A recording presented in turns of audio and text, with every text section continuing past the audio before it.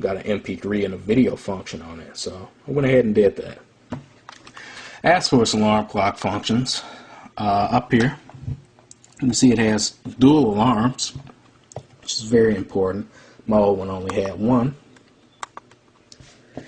And you know, it still has an FM tuner in it, so I can listen to morning radio, or you can set that as your alarm. Has a nice photo viewer. You can view photos either in the you know,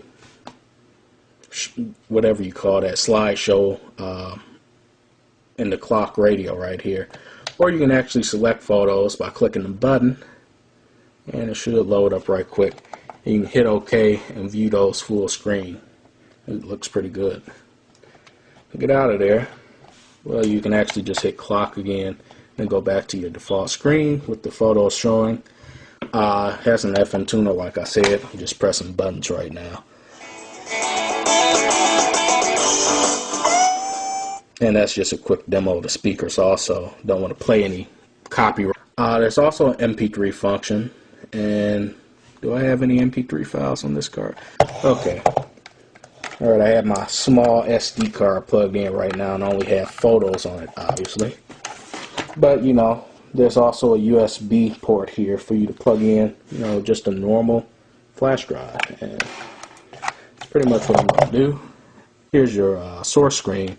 Basically, you have to select one at a time if you're going to use the SD card slot or the USB. And I'm going to use USB right now. Just hitting the OK button right quick. And to get to my MP3s, I basically just hit the music button. And it gives me, you know, a little screen with my music on here. And all I have to do to play it is press OK.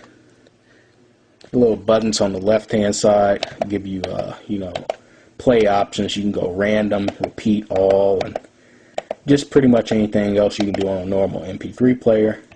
Like I said, you select tracks just by pressing this button right here.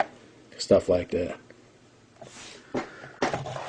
As far as the volume control, I actually like this one a lot better than a digital volume control because, you know, you can go through, change things quickly instead of having either dig through a menu system or hold down a weird button that, you know, doesn't just get the volume right like an analog tactile button would.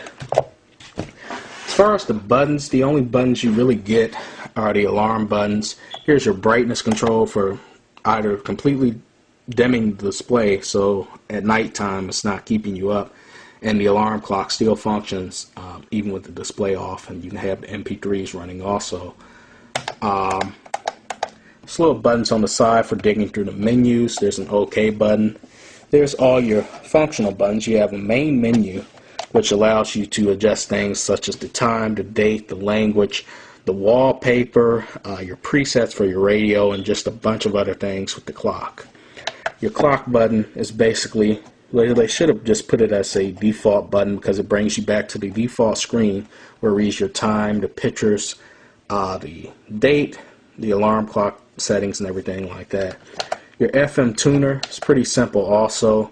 In order to tune it, you just hit the button on the right to tune the different stations.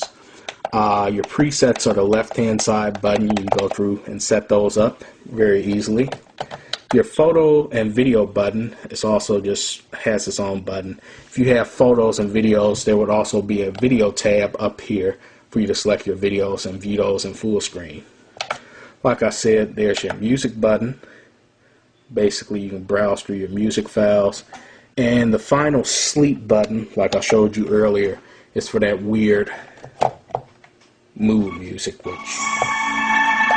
definitely won't help you sleep. It'll probably keep you up. Anyway, that was just a quick introduction. You know, I'm probably